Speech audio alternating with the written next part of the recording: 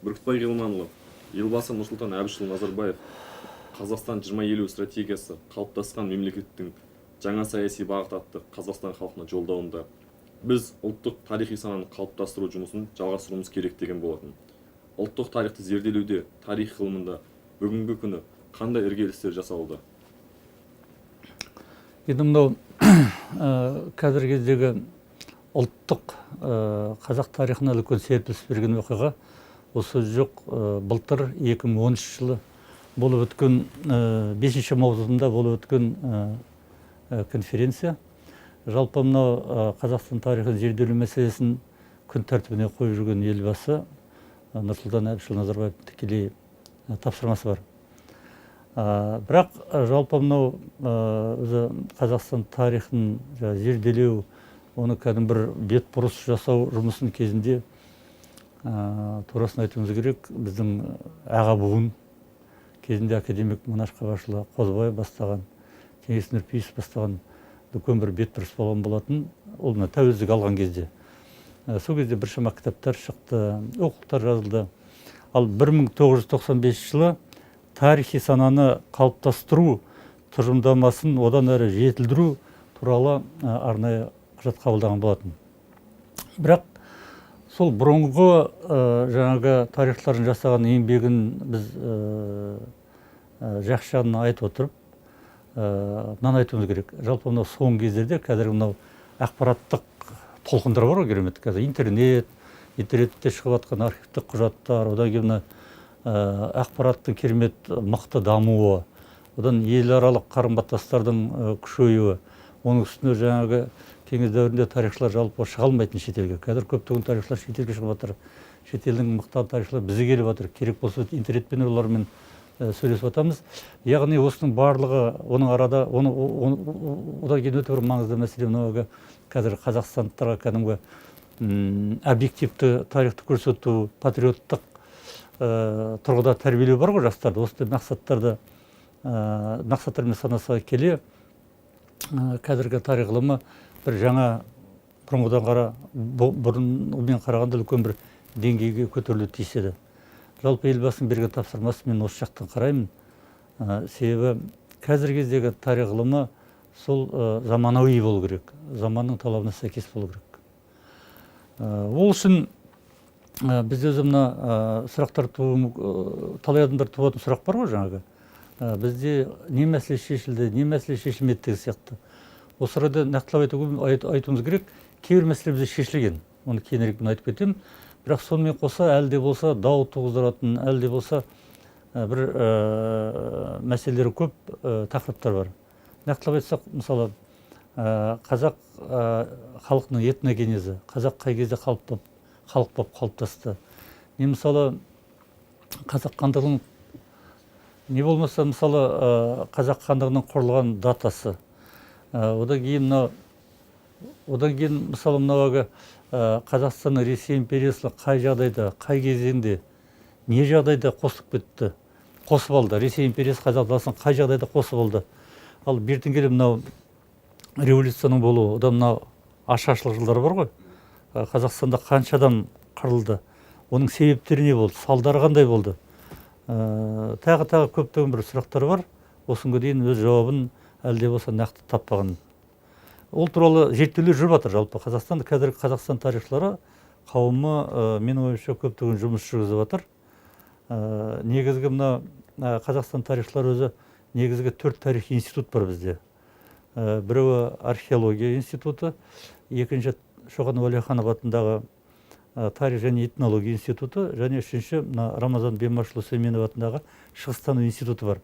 Бірақ сонымен қоса Қазақ мемлекеттік университет бар, Қазақ педагогикалық университет бар, Қарағандыда бар, осы Евразиялық университет бар, көптеген кафедралар бар, факультеттер бар. Сонда шоғырланған тарихшылар. Жалпы енді әжептәуір жұмыс атқарылды деп айтамын, оны кейінірек айтып кетерміз. Бірақ сонымен қоса әлде болса көптеген мәселелер шешілмей жатыр. Мынау былтырғы жаңа айтып кеткен 5 маусымда болып өткен үлкен жиналыстан кейін жалпы мынау біздің тарихшыларда кәдімгі бір рух бітті деп айта болар еді. Шынында да біз үшін тарихшылар корпус үшін, бұл тарихшылар отряды үшін тарихшылар қауымы үшін бір үлкен бір серпіліс болды да көптеген бір жұмыстар басталып кетті. Негізі бұл жұмыс өзі мына халық тарих толқыны деген мемлекеттік бағдарлама қабылданған болатын былтырғы. Ол өзі 42 жобадан тұрады. 42 жобадан тұрады. Содан сол жоба бойынша мынау көне заманнан қазір Қазақстанға дейін мынау негізгі бағыттар белгіленді. Сол бағыттар бойынша жұмыс басталып кетті. Жаңа айтып кеткен жаңағы халық тарих толқыны деген бағдарлама кезінде өзі мынау телеарнада көп көрсетілген болатын. Онымен қоса мына 24 каналда көптеген хабарлар берілді. Одан кейін мынау Қазақстан тарихы деген арнайы веб-портал ашылды. Қазақстан тарихы деген арнайы журнал қазір электрондық іске қосылып жатыр. Яғни біршама жұмыс жүрді деп айтуға болады. Жалпы мына қазіргі кезде өзі Қазақстанда соңғы санақ бойынша 192 ғылым докторы бар екен. Және 864 ғылым кандидаты жұмыс істейді Қазақстанда. Бұлай қарасаңыз үлкен армияда айтуға болады. 21.403 тарихшы мұғалімдері бар. Мектепте, лицейде және университетте жұмыс істейді. Бұл кәдімгі үлкен армия деп айтуға болады.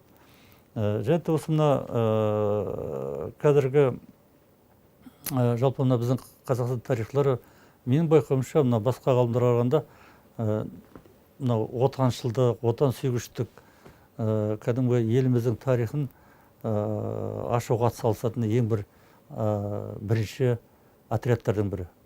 Сонымен қоса тарихшылар жалпы мына қазіргі кездегі бір мына образдан қайтуымыз керек. Бұрынғы тарихшылар бірақ көзілдірік киген, бүкірейіп қалған, архивтің ішінде отыратын бір ақшашты біреулер болатын жалпы. Әлде сондай образ болды ма деп ойлаймын. Қазіргі тарихшылар мысалы иншалла ол архивті де білетін, интернетті білетін, шет тілді де білетін, онымен қоса жаңағы әлемдік ақпаратты осы мынау толқындарда еркін жүретін ғалымдар деп ойлаймын көпшілігі. Екінші сұраққа көшсек, бүгінгі таңдағы өзекті мәселе оқулық мәселесі. Қазіргі қолданыстағы Қазақстан тарихы оқулықтарымен жұмыс қандай? Осы Қазақстан тарихы оқулық туралы не айта аласыз?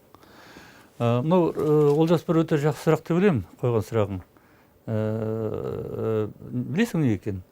Жалпы онда кейбір журналистердің арасынан, кейбір байыбына бармайтын адамдардың арасында деп болады. Мынау біздің оқулықтарға тиесілі көп. Анау жоқ екен деп, мынау жоқ екен деп. Шын мәнінде осы мына біздің мемлекет 1991 жылдары өте дұрыс шешім қабылдады. Қандай шешім? Жалпы мына мектепке дайындалатын, колледждерге дайындалатын оқулықтар бір ортадан шықты. Ол үшін Білім және ғылым министрлігі арнайы кеңес құрды. Содан өзі оқулық дайындау процесі былай болады. Министрлік тапсырма береді. Одан кейін тендер жариялайды, оны жеңген баспа авторлық коллективті іздейді. Содан жаңағы автор коллектив жазады, жаңағы қауымы. Олар 3 адам болуы мүмкін, 2 адам болуы мүмкін, кейбір кезде жалғыз адам болуы мүмкін. Одан кейін олардың жазған еңбектері мына оқулық орталығы бар бізде, осы Астанада.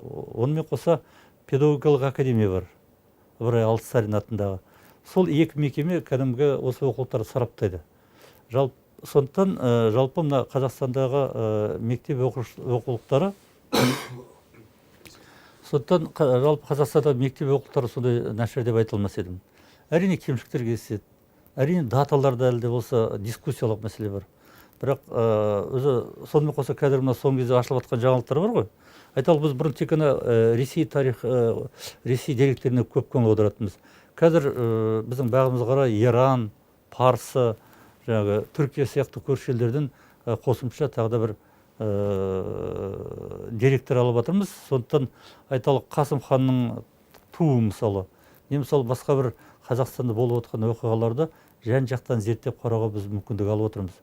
Сондықтан мынау біздің оқулықтар даму үстінде деп айтуға болады. Жалпы қазіргі күндердің талабына сәйкес деп айтар едім. Мен мысал ретінде айтайын, кезінде Ресей Федерациясы мынандай жолмен кеткен. 91 жылдары. Олар әрбір регион, әрбір аймақ, әрбір ұлттық автономия өз оқулықтар жазған. Тіпті мынау Шешенстанда бір оқулық, Татарстанда бір оқулық, ал Қиыр Шығыс пен Сібір тарихы деген пайда болды оларда. Содан бұлар осыдан 2 жыл бұрын Ресей басшылары арнайы шешім қабылдады. Ана единый учебник истории России деген қазір бұлар жазып жатыр. Сол оқулыққа кірісті тарихшылары ол жақтың, Ресейдің. Яғни олардың проблемасы неде болды? Оларда концепциясы алшақтанып кетті. Біреулер Сталинді жақтаса, біреулер ақтап атады. Біреулер жау деп санаса, біреулер дос деп санайды. Одан кейін Ресейдің әлемдегі рөлі атқарған сол туралы дискуссия көп. Және әртүрлі көзқарас оларда. Өкінішке қарай біріне бірі қарсы көзқарастар көп өтті. Дегенмен ғалымда бола береді. Бірақ қалай дегенмен жаңағы оқулықтар шашылып қалды деп айтып кеттім. Біз жалпы мынау Өзбекстан, Қырғызстанда шығып жатқан оқулықтарды мұқият қарап отырамыз. Бізге тиіп кететін жері жоқ па екен? Олар ана бізде болған мысалы шекаралық оқиға соны қалай қарайды деген сияқты. Мысалы айталық Кенесары туралы қырғыз тарихшыларының көзқарасы басқашылы бізге қарағанда. Сондықтан біз олармен кездесеміз. Қырғыздармен, өзбектермен, Ресей тарихшыларымен, шетелдік тарихшылармен жиі кездесу арқылы біз бір кәдімгі бір консенсус дейді ғой жаңағы, бір ортақ пікірге келіп отырамыз. Себебі мынау оқулық деген қоғамда оның маңызы өте мол ғой. Оқулық бойынша оның негізінде миллиондаған бала тәрбиеленеді. Ол баланың кәдімгі әлемге деген көзқарасы қалыптасады. Екінші өте бір маңызды мәселе ол мынау безендіру мен көркемдеу оқулықтарды. Өзім мемлекеттік стандарт деген болады. Жалпы оқулықты қалай да болса солай шығара беруге болмайды.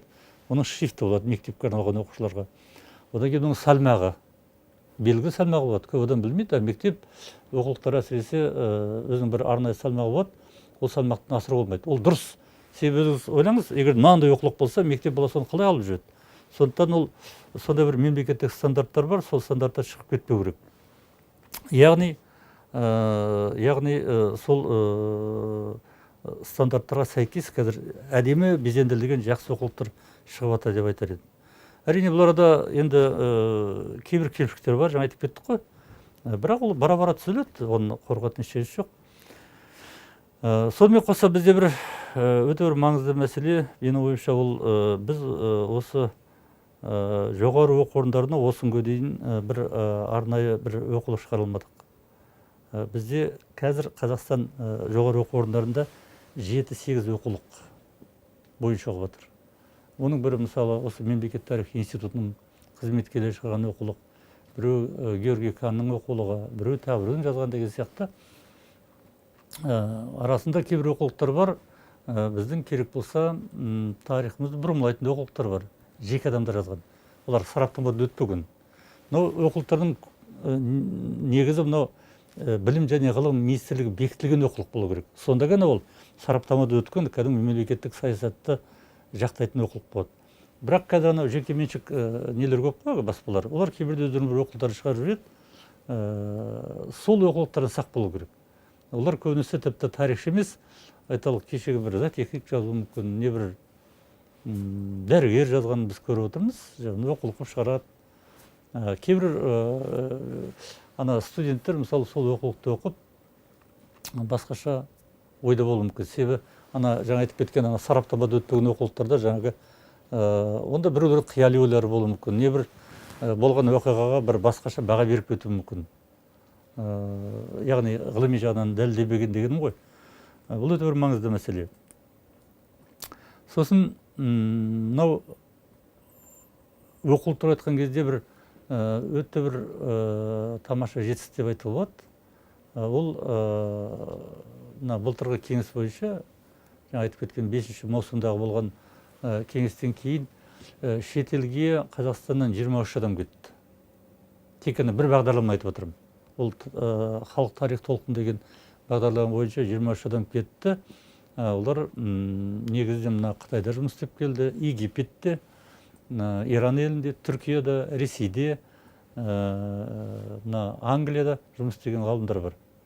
Олардың әкелген құжаттар біз үшін өте маңызды, өте пайдалы. Бірақ ол құжат деген ол бірден енбейді айналымға.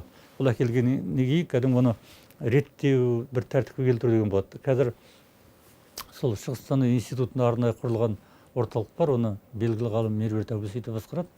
Сол орталық осы мына әкелінген кітаптарды қазір бір ретке келтіріп жатыр. Сосын әрине міндетті түрде ол жұмыс аяқталғаннан кейін, Құдай қаласа сол күзде деп ойлаймын, сол оқулықтар мына елге жете бастайды.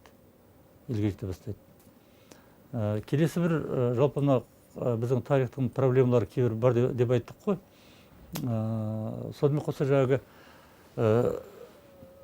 тағы бірінші проблеманы айтып кетейін. Біздің бір шешіліп жатыр, бірақ бар проблема ғой енді. Оның бірі айталық осы мынау әр бағыт бойынша бізде тарихшылар жалпы бар бізде. Орта ғасырдан да мамандарымыз бар. Жаңа ғасыр дейміз, өзі мына тарихты бөледі жаңа. Қазіргі заман, орта ғасырлық заман, жаңа 19 ғасыр деп бөлеміз біз. Өткен заман. Жалпы Қазақстанда жақсы археологтар қалыптасып қалды. Археология институтының маңайында олар жұмыс істеп отыр. Өзі соңғы кезде көптеген бір артефакт дейді, көптеген үлкен бір археологиялық жаңалықтар ашты олар. Мынау алтын адам, бұрын тек қана Алматыда табылған, Есік қаласында табылған алтын адамды айтушы едік қой. Қазір дәл сондай соғысыз Қарағанды облысында табылды, Шығыс Қазақстан табылды, Батыс Қазақстан табылды. Ол нені білдіреді? Ол кәдімгі мына сақ дәуіріндегі кәдімгі осы біздің ата мәдениетіміз, біздің төл мәдениетіміз кәдімгі биік деңгейде болғанын білдіреді.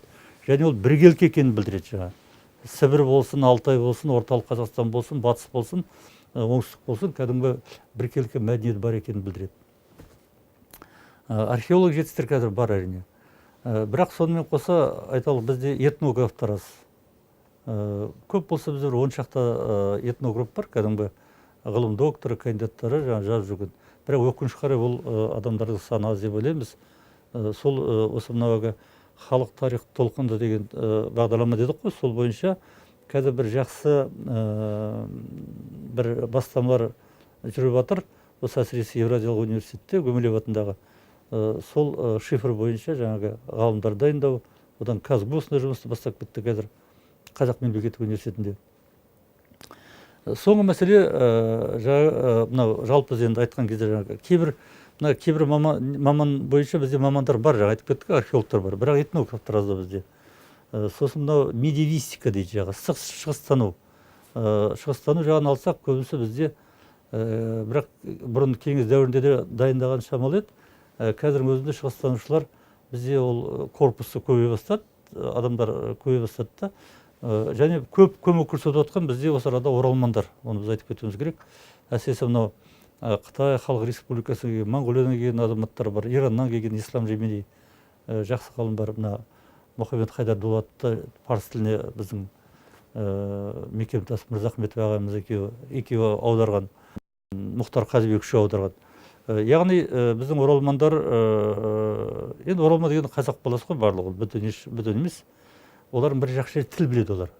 Және сол жақтың архивтерін жақсы біледі. Солардың еңбегі бізге өте бір пайдалы болып тұр. Бірақ дегенмен бізде әлі де болса мынау батыс өркениетін зерттейтін бізге мамандар керек деп ойлаймын. Осы жылдан бастап бір өте маңызды бағыт, ол мынау Орта Азия халықтарының мәдениетін және өркениетін зерттеу бағыты. Бір қызығы, бұрын бізде жаңағы былай істейтін, бұрынғы заманда қазақ баласы, студенттер, тарих факультеті болсын, жаңағы басқа мамандар болсын, айталық Латын Америка тарихын оқытатын. Аргентина, Венесуэла деген сияқты елдер бар, Парагвай бар. Енді әрине шетелді білуіміз керек. Бірақ сонымен қоса бізде мынау дәл өзімізге мына көршілес өзбек халқының тарихы, қарақалпақ елінің тарихы, құрып кеткен азайып қалған ноғайлардың тарихы зерттелмеген, қырғызбен қарым-қатынас зерттелмеген, сібір халықтарының тарихы зерттелмеген. Олар түркі ағайындар ғой. Сондықтан мынау қазіргі қойылып отқан бағыт бойынша осы Орта Азия тарихына арналған оқулық жазылбақшы. Яғни біз осы мына шешілмеген проблема қазір көп көңіл аударып отырмыз. Өте маңызды бір бағыт біздің жаңағы бір жағынан мен проблеманы айтып отырмын ғой. Бірақ сонымен қоса шешу жолын айтып отырмын Олжас. Айталық қазір өте бір болашағы мол бір тарихтағы бір бағыт, ол антропология және популяциялық генетика деген бір жақсы ғылым бар. мынау антропология деген адамның өзі мынау сүйегін, адамның бет әлпетін зерттейтін өте маңызды ғылым. Батыс елдерінде бұл жақсы дамыған, антропология дейді олар, жақсы дамыған.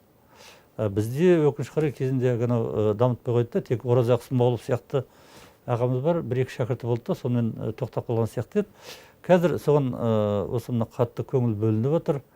Германияға және Италияға бірнеше жастар биыл кетуі тиіс, сол мамандық бойынша. Мына Евразия университетінде жас ғалымдар бар. Солардың көмегімен популяциялық генетика дейміз ғой, сол бойынша кәдімгі жұмыс басталып кетті. Бұл өте маңызды. Бір қызық айтайын сізге, сол мынау популяциялық генетика деген, яғни мына ұлттық генетика, ұлттың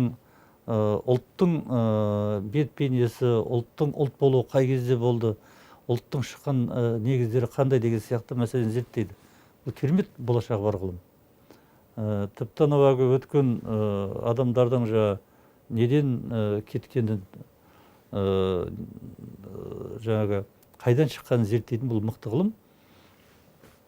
Сол бір қызығы, сол популяциялық генетика қазақ халқының ұлт ретінде қалыптасқан 15 ғасыр деп отыр.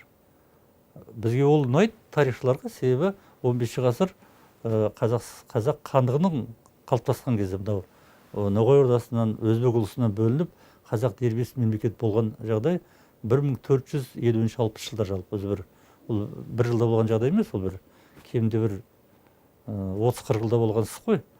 Яғни мына генетиктердің айтқанымен, антропологтар айтқанымен, біздің тарихшылардың, таза тарихшылардың айтқаны саяси тарих арасында бір жақындық болып отыр. Не мысалы жаңағы популяциялық генетика дегенде айталық, тіпті адамның кезінде неден дүниеден өтті? Аурудан ба, әлде бір қасапаттан ба, соның барлығын осы ғылым соған бір нүкте қойып дәлелдеп береді.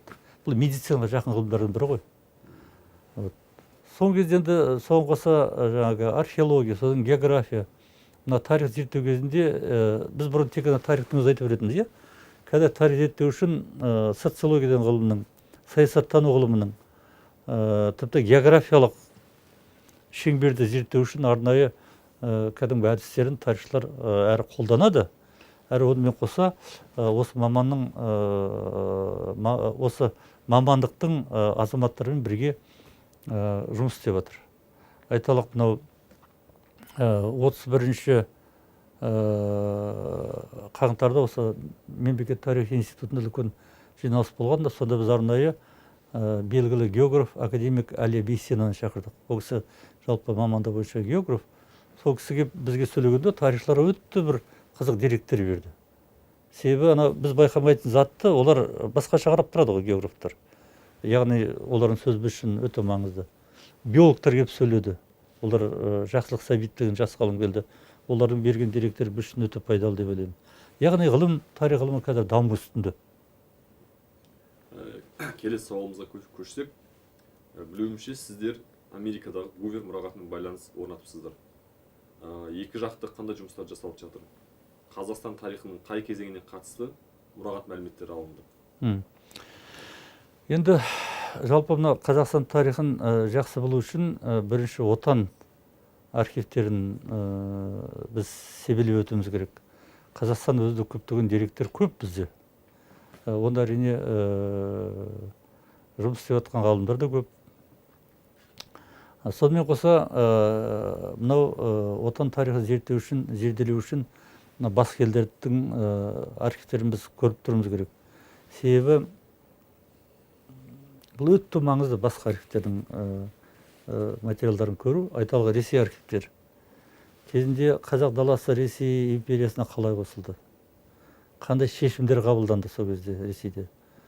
Одан кейін тіпті кеңес дәуірі кезінде мысалы Мәскеудің басшыларының қабылдаған шешімдер қай сипатта болды?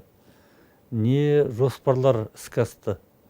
Оны біз тек қана Қазақстанның архивімен зерттелмейміз. Оны міндетті сол елдің архивін көру керек. Бірақ жаңа айтып кеттім, отан архивтері өте маңызды. Біз жалпы қазір архивтер ашық қой көбі. Бір кейбір шектеулер бар, мысалы айталық шектеу болуы мүмкін білесіз қай жерде.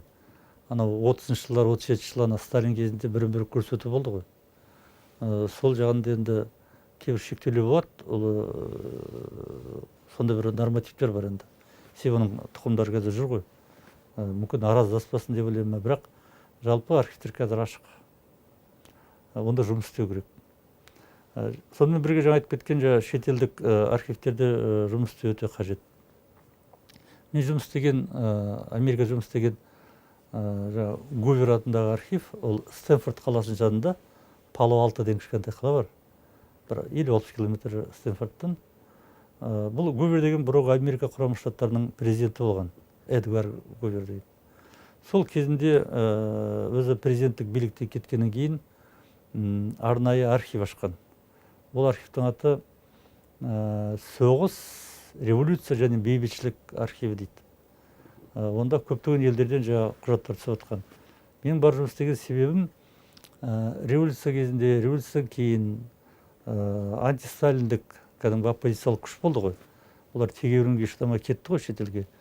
Оның арасында Ақ гвардиясы бар, одан кейін жаңағы шетелде қалған дипломаттардың естеліктері. Оның арасында біздің Қазақстан туралы дерек көп.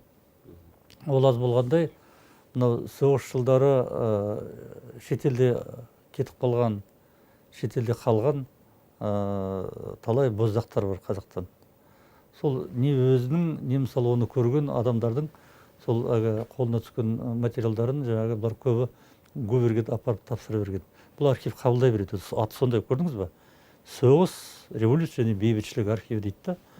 Мыңдаған, бәлкім одан да көп құжаттарды мен өз көзіммен көрдім. Айталық, ол орыстар болуы мүмкін, Ақ гвардияның офицерлері болуы мүмкін. Бір татар жігітінің Иделев деген соның материалдарын көрдім. Сол Иделев қазақстандық азаматтар туралы көп айтады, анау лагерьде жатқан, концлагерь дейміз ғой. Енді олардың барын тауып, әрине бері қарай келтіру біздің міндетіміз ғой. Бірақ архивте жұмыс істеу қиын жағдай, ойламаңыз, ол барқаны дайын тұрады екен. Ол керемет үлкен ғимарат, миллиондаған құжаттар жатады, оның арасында іздеуім керек. Бірақ әрине тапқан материалда жаңағы сақ қарау керек.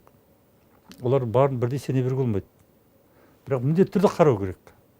Мені кейбір ғалымдар сынайды, шетелдік архивтерді пайдаланады деп. Мен айтамын, неге пайдаланбасқа?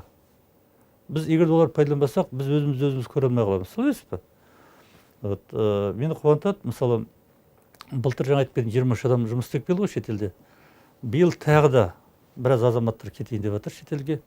Осы мына білім және ғылым министрлігінің шешімі бойынша қателеспесем 15 адам биыл кетеді. Осы Шығыстану институтынан, бізден, Шоқан Уәлиханов атындағы институттың ғалымдары шетелге кете бастайды. Олар тапқан құжаттар біз үшін өте маңызды. Сосын бері қайтқаннан кейін әрине ол қоғамға таныс бола бастайды, ел оны оқи бастайды. Ел біле бастайды.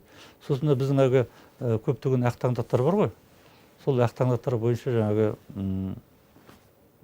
әлде осы ізденістер, ғылыми зерттеу жұмыстары көп болу керек. Және бола береді.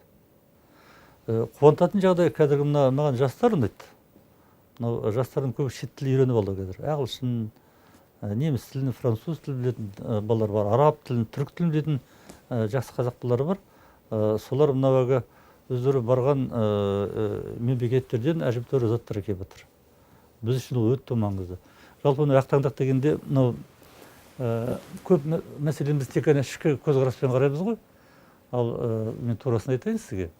Жалпы біздің тағдырымыз, әсіресе Ресей бізді қосып алғаннан кейін, бұл енді 18-19 ғасырда болған үдеріс. Қазақстан Ресейге енуі. Сол туралы көптеген дипломатиялық қарым-қатынас, жаңа айтып кеткен биліктің шешімдері, және сол кездегі Ресейдің шығыс елдеріне ене бастаған кездегі Англия, Еуропа сияқты, Англия, Франция сияқты ұлы мемлекеттер бар ғой. Солардың берген бағасы, солардың іс-әрекеттерін біз көріп тұруымыз керек. Сонда ғана біз толық біздің тарихымызды дәлдейміз деген ой бар. Бірақ жұмыс өте мол, жұмыс көп. Және бұл жұмыс 1-2 жылда бітпейді. бұл әлі де болса жалғаса береді деген ойдамын. Сұхбатыңызға рахмет, жұмыстарыңызға сәттілік тілейміз.